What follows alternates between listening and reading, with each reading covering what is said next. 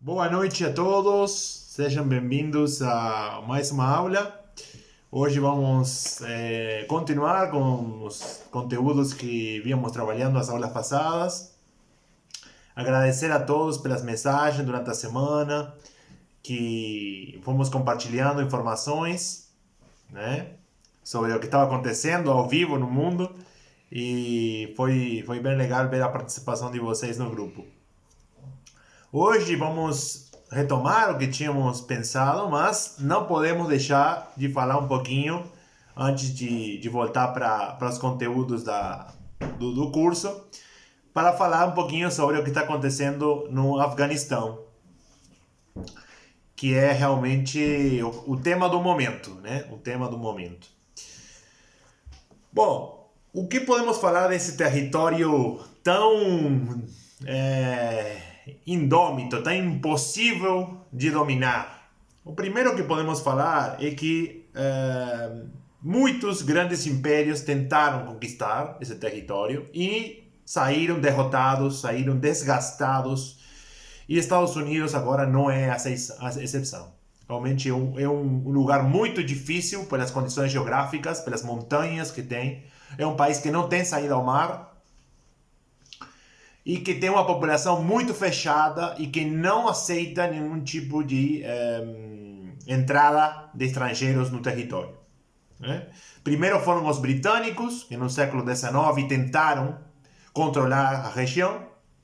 Na época era uma guerra que tinha uma disputa territorial entre o Império Britânico e o Império Russo. Os russos começaram a avançar, né, os territórios que hoje são conhecidos como Uzbequistão, Tajiquistão, Kirguistão, começaram a avançar e podiam ameaçar com ficar com o Afeganistão e logo chegar até a costa. Os russos poderiam ter acesso para o mar. E os britânicos não queriam tampar. Se lembram da aula passada que falamos que tinham que tampar o Heartland, né?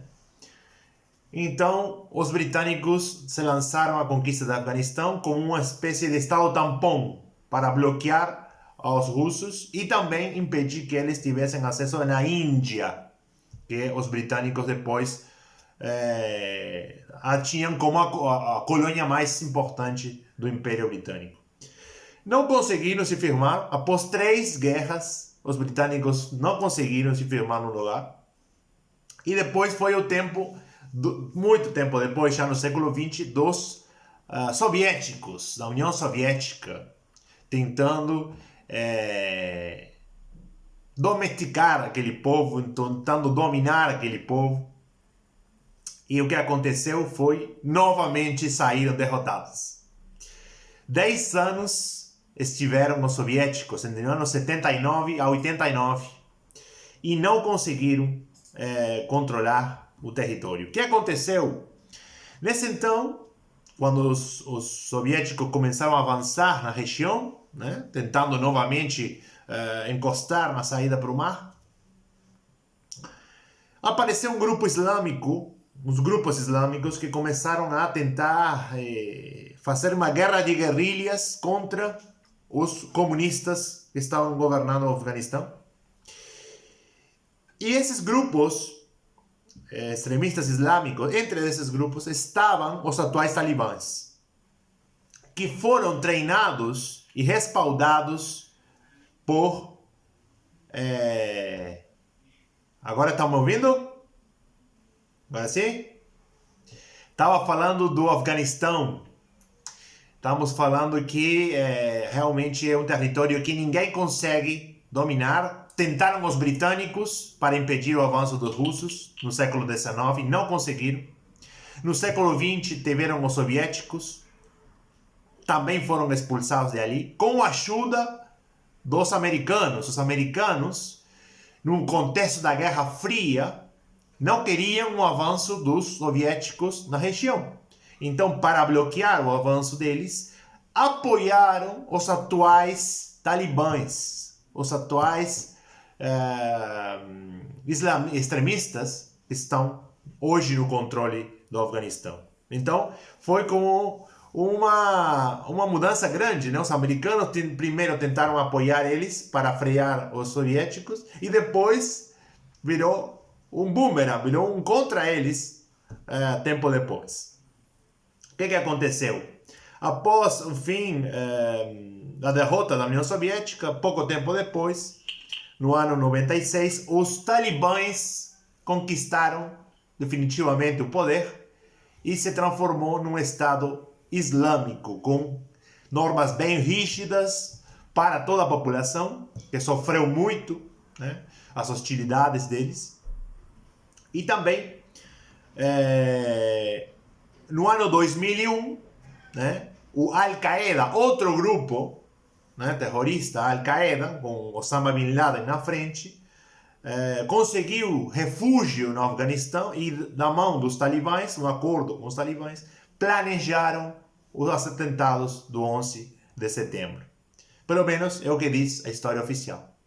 E a partir dali os Estados Unidos foram atrás do Osama Bin Laden, foram atrás dos talibãs que se negaram a entregar o Osama Bin Laden, e aí a história é conhecida. 20 anos dos americanos no governo, tentando transformar a realidade, tentando impor a democracia, os valores ocidentais, e a população local resistindo, não querendo, não aceitando esses valores ocidentais. Então, vem aqui o que a gente falava na aula passada de Samuel Huntington, o choque de civilizações. As guerras são por choques de civilizações. Eles não aceitam esses valores que tentou impor Estados Unidos. E os talibãs agora voltaram, uma vez que as tropas americanas se retiraram, voltaram a tomar o controle do país. Por que é tão importante esse território? É importante por 3 motivos. O primeiro é que é um território que é muito rico em um mineral que é o lítio. O lítio é essencial para as baterias dos celulares. E esse país tem muito lítio. Então é importante esse território. O segundo motivo é a região estratégica onde está ubicado. Está ubicado num lugar muito importante para a China principalmente, porque a Rota da Seda, a nova Rota da Seda, que é uma rota comercial que está traçando a China para levar os produtos pelo interior do continente asiático e europeu, vai passar pelo Afeganistão. Tem pensado passar pelo Afeganistão.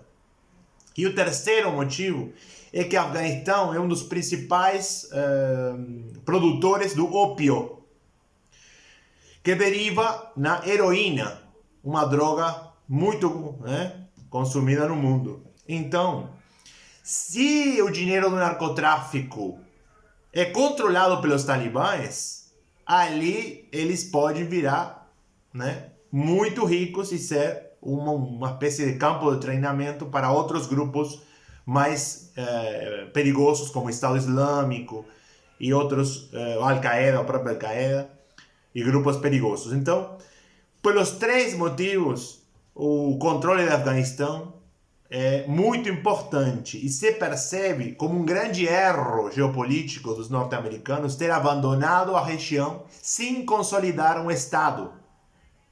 Porque o governo que os americanos deixaram ali, que aliás, supostamente foi democrático, nunca conseguiu enraizar na população, nunca conseguiu ter a simpatia do povo. Por quê? Porque o povo não responde aos mesmos cânones que nós. Eles, principalmente no Afeganistão, têm diferentes tribos, diferentes religiões, mesmo que sejam todos muçulmanes, tem os xiíes e os suníes. Tem os diferentes etnias, tem os pastunes, por exemplo, que são a maioria, e tem outros grupos étnicos. Então ali a lógica não é de respeito ao governo, de acordo aos votos, não. É respeito a essas tribos, esses clãs, essas etnias. E assim não conseguiu se firmar governo nenhum. Então por isso que fracassou completamente os Estados Unidos em tentar controlar o território. Vamos ver o que vai acontecer. Realmente é uma grande surpresa, um grande incógnito. A China se posiciona um passo à frente do resto das potências. Por quê? porque a China foi o único que reconheceu o governo talibã. A China tem uma aliança com o Paquistão. E Paquistão, que é vizinho do Afeganistão, tem a mesma etnia dominante. E é possível uma aliança tripla entre o governo talibã com os paquistaníes e também os chineses. Então pode se formar um polo de poder aí bem interessante, que vamos ver como evolui. Tá? O primeiro, um enviado do governo chinês foi a se entrevistar com os talibãs e aparentemente chegaram a um acordo interessante para ambos os lados. Vamos ver como se materializa. O que acontece com esse povo do Afeganistão? Além de ser muito rígidos nas leis e nos costumes, é um país extremamente corrupto. O Afeganistão é o terceiro ou quarto país mais corrupto do mundo.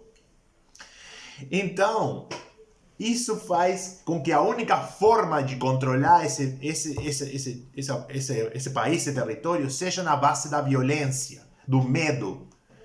Né? Porque senão, eles rapidamente trocam de bando por questão de dinheiro. Então, aproveitando essa situação, é provável que a China, com o dinheiro que está, utilize, né, para comprar de algum modo os principais líderes, né, e os principais governantes do Afeganistão e consolide um polo de poder interessante. Vamos ver qual é a reação dos Estados Unidos e se isto pode ser o início de uma nova Guerra Fria, que é um dos possíveis cenários que se apresentam para o futuro. É realmente um tema muito amplo, tem muita coisa para se falar, mas vamos por enquanto deixá-lo por aqui. E depois no final da aula, se vocês querem fazer alguma pergunta sobre o tema, com prazer vamos responder, tá bom?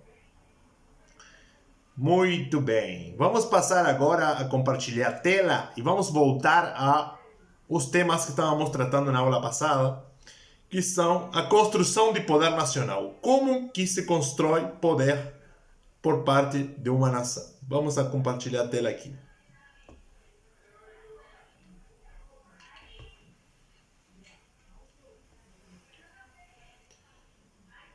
Perfeito. Estão vendo? Sim.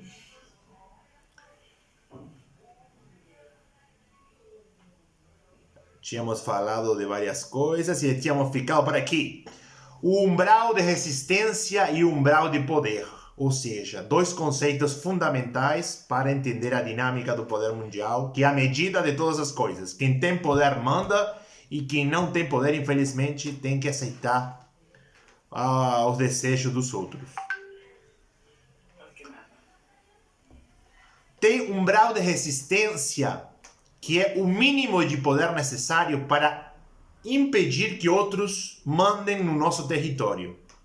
Né? É importante isso, construir poder para poder ser capaz de dizer: aqui em casa quem manda sou eu. E tem um outro estándar de poder, que é umbral de poder. É a cota de poder necessária para poder marcar agenda, para poder falar: sou protagonista da história, quero que as coisas no mundo sejam de tal ou qual forma. Hoje em dia, quem umbral de poder são territórios muito grandes e que têm um grande desenvolvimento de recursos naturais, de também militar, né? Industrial e também tecnológico. E também, como falamos na aula passada, tem uma coesão, uma união, um espírito nacional que faz desse território ser uma unidade política com poder. Bem, vamos passar agora para o umbral de poder. Tem 4 tipos de umbral de poder. Primeiro, na história, teve as cidades-estados. como as italianas, Venécia, por exemplo, que se posicionavam como polo de poder. Depois não foi suficiente como a cidade-estado e deram passo a um Estado-nação. E posteriormente apareceram os Estados-nações com desenvolvimento industrial. E aqui que se consolida a Inglaterra, né, o atual Reino Unido, como polo de poder. Era um Estado-nação com desenvolvimento industrial. E ninguém podia com eles. Mas depois apareceu um quarto nível de poder, que quando os Estados-nações com desenvolvimento industrial têm um tamanho tão grande que tem dimensões continentais.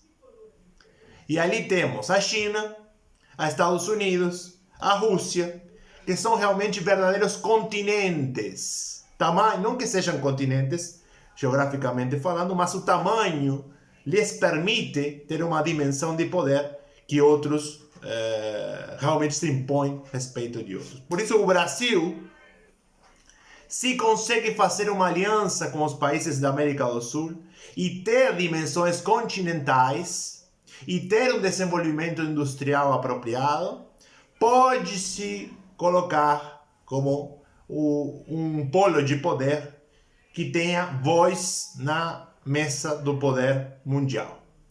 Para isso temos que caminhar.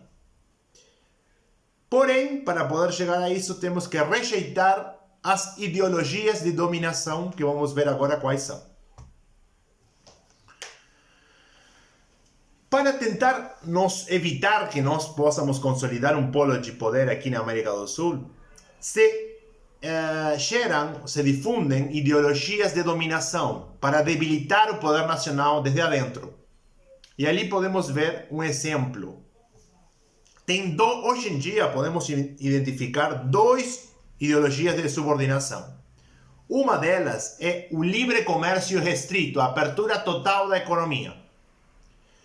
Não existe exemplo na história de uma grande potência mundial que tenha se desenvolvido, saído do atraso, só com livre comércio.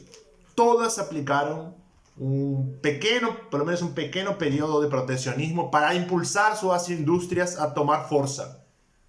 Bem, como falávamos na aula passada, o protecionismo é como se fosse uma fralda que você usa quando é criança, bebê, e depois larga para lá. Quando consegue um certo desenvolvimento, já consegue estar junto, concorrer a nível de igualdade com as outras grandes potências.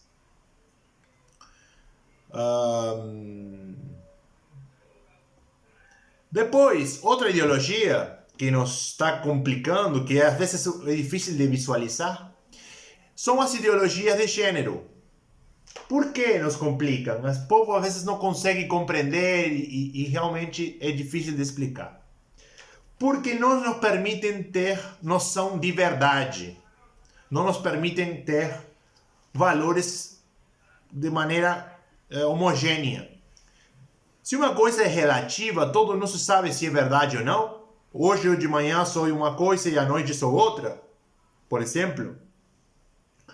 É muito difícil. Isso leva as pessoas a ser individualistas, egoístas, a viver o hoje.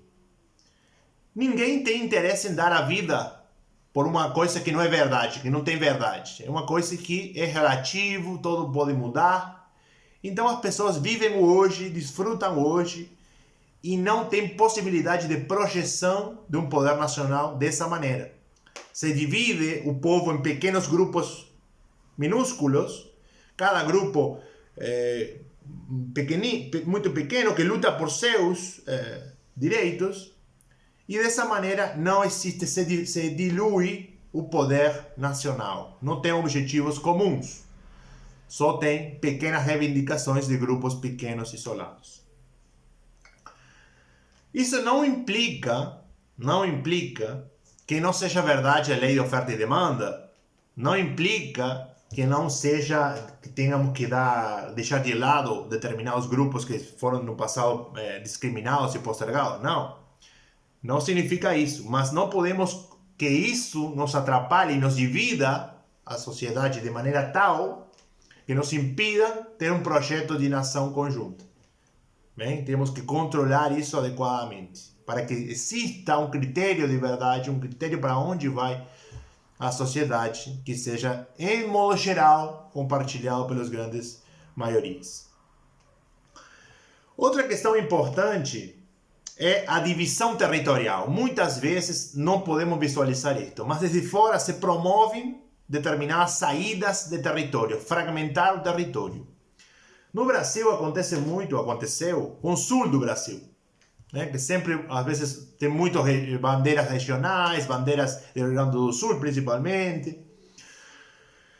E no caso da Argentina, por exemplo, agora surgiu o Mendoxit, uma possibilidade de Mendoza sair da Argentina.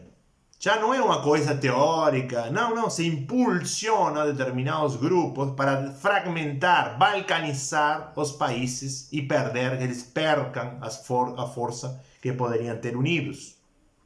E para isso se utiliza muito uma ferramenta que é o fundamentalismo indigenista. Novamente falamos o mesmo. É importante respeitar os povos originários? Claro que sim. Temos uma dívida com eles? Com certeza. Agora, podem ser utilizadas essas reivindicações justas e legítimas por grupos de outras nações, de outras unidades políticas, que o único que pretendem é utilizar esses reclamos para balcanizar, para provocar conflitos e não ajudar definitivamente esse povo. Por exemplo, les conto um caso. Na Argentina tem um grupo indígena, que são os mapuches, que realmente tem muitas reivindicações e tudo, mas tem um subgrupo dentro desses mapuches que a sede social da organização está em Londres. Não tem nada a ver com os mapuches. O único que eles pretendem é dividir, fragmentar, debilitar a Argentina, que é um rival, né, pelo controle do Atlântico Sul.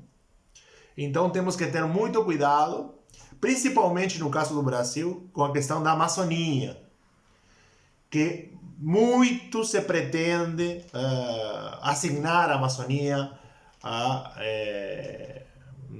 uma questão supranacional para defender supostamente coisas universais, mas dessa forma pode o Brasil perder um grande território em riqueza,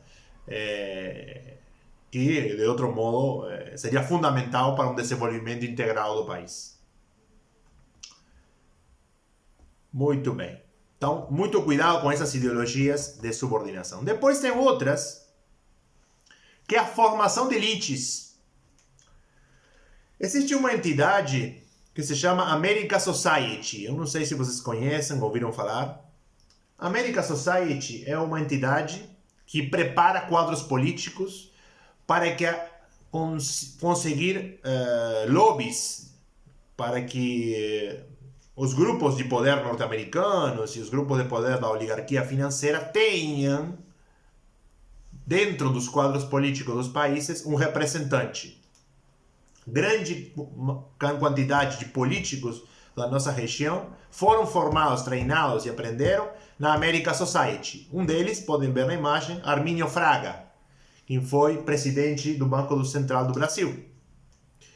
São pessoas que respondem a outros interesses, não respondem ao interesse do Brasil, por exemplo, no caso, ou de outro país. Então, muito cuidado e analisar onde são formados nossos quadros políticos. E também a imposição de padrões culturais que, de alguma forma, debilitam os padrões, as tradições, os padrões culturais do povo, que mantêm uma união popular. Por exemplo, no caso, a destruição das religiões. Como falamos na aula passada, é importante, não importa qual seja a religião, é importante que as pessoas tenham esse espírito de transcendência, de querer fazer, não importa que eu esteja vivo ou que eu não esteja vivo. O importante é que as outras gerações da nossa mesma terra possam usufruir dos ganhos da minha luta. Então, é muito importante isso. E também, como podem ver aí na foto, podemos ver o caso do veganismo. O veganismo é uma forma, uma estratégia de debilitamento das populações, né? Infelizmente, muita gente compra esses slogans pensando, né, no bem do animal, que realmente é uma causa nobre filosoficamente, mas, no fundo, as grandes potências utilizam isso para criar pessoas mais fracas, com menos altura. Se vocês veem, por exemplo, na China, a China está fazendo todo o contrário. Está comendo mais carne a população e subiu a estatura dos chineses de uma geração para outra, né? Também é comprovado que o consumo de carne animal, de proteína animal, leva, né, ajuda, melhora os níveis da hormona masculina, a testosterona. Então, isso permite né, um crescimento da população e lembrem-se que um grande país, uma grande nação, precisa de muita população e precisa de ocupar homogeneamente o seu território. Porque senão, todo o espaço vazio alguém ocupa. Então, tudo tem a ver com tudo. Temos que ter uma população grande em número, bem distribuída e bem alimentada, com variadas tipos de proteína e não fechada a uma dieta restrita que não tem sentido. Bem, isso independentemente da crença de cada um. Estamos falando no sentido geopolítico, né, da questão. Outras duas estratégias são as seguintes. A dívida eterna é impagável. Se diz que o acreedor manda sobre o devedor, e é real. Vocês muitas vezes às vezes caíram nas redes de um cartão de crédito, de algum banco, nem sabem o difícil que é e como eles fazem a vida impossível da gente. Então, muitas vezes se promovem, né, que se tomem créditos por parte dos políticos, total eles não têm que pagar do bolso, né? E aí se cria uma situação, né, de completa dependência do país devedor com relação ao credor. E hoje, praticamente todos os países estão com uma dívida enorme. Hoje em dia, até as grandes potências, unidades políticas com assento territorial, estão com dívidas praticamente do tamanho do PIB, né, do PIB. E em alguns casos, como no caso de Japão, por exemplo, ou outros países, os Estados Unidos mesmo, supera a dívida o próprio tamanho da economia. Hoje em dia se diz que a economia real é praticamente 3 vezes menos que a economia financeira. Aliás, que o dinheiro que está voando por ali, o dinheiro dívida, que se chama, né? Então, realmente, a usura tem levado ao mundo a uma situação muito complexa que leva os Estados-nação a ser totalmente dependentes do capital financeiro internacional. Outro elemento importante é que os insumos necessários para a produção de alimentos estão em mãos das grandes potências. Isso é uma fonte de controle, uma forma de controlar o desenvolvimento dos povos. Pode ver a imagem ali. E nesse sentido, destacamos o crescimento da China, que tem comprado as principais empresas de produção de sementes e também de produção de abono, de fertilizante, que conjuntamente com as norte-americanas controlam a produção de alimentos. E além disso, no caso da China, está comprando terra, muita terra ao longo do mundo, superando as 8 milhões de hectares. Então, quem controla o alimento tem uma grande vantagem a respeito dos outros. Comer, todos temos que comer. Utilizamos as sementes para poder plantar, transgênicas em muitos casos. Utilizamos produtos, né, para poder fazer grandes plantações. E normalmente quem tem esses produtos essenciais acabam controlando a produção de alimentos. O mesmo passa pelo lado da energia, né? Quem controla a energia permite que um país possa se desenvolver ou não. Então é importantíssimo ter para um caso de uma Estado-nação que queira se desenvolver, ter acesso a fontes de energia. Não exportar o petróleo, no caso, ou gás, ou o que for, senão utilizá-lo para o próprio desenvolvimento. E muito cuidado também com cair na armadilha das teorias que falam muito sobre o câmbio climático, sobre as energias renováveis. São muito importantes, são, mas temos que ter cuidado de que essa não seja uma forma indireta para tentar que a gente não possa se desenvolver. Então, se é uma energia que nós não podemos produzir, se é uma energia que é muito custosa, que nos sobe os preços da produção, que impede o desenvolvimento industrial, temos que ter cuidado. Então temos que ver até que ponto podemos trocar esse tipo de energias. Vejam a China. Né? A China faz todo o contrário do que a Agenda 2030 fala. Né? E conseguiu sair da pobreza a um cenário bastante mais prometedor, né? Claramente. E antes de passar ao corte, vamos falar do novo paradigma. A geopolítica hoje nos oferece dois cenários novos.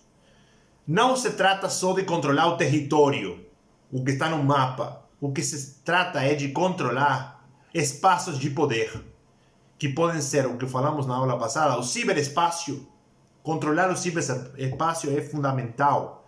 Hoje, um ataque cibernético pode acabar com um país, muito mais que, às vezes, que uma invasão territorial.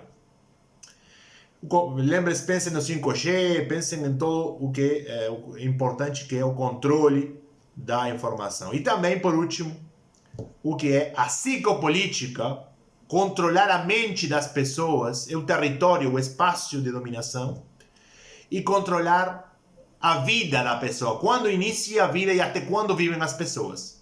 Lembre-se do último discurso de Paulo Guedes, falando que realmente as pessoas estavam assustadas com como as pessoas estavam vivendo muito no Brasil. Né?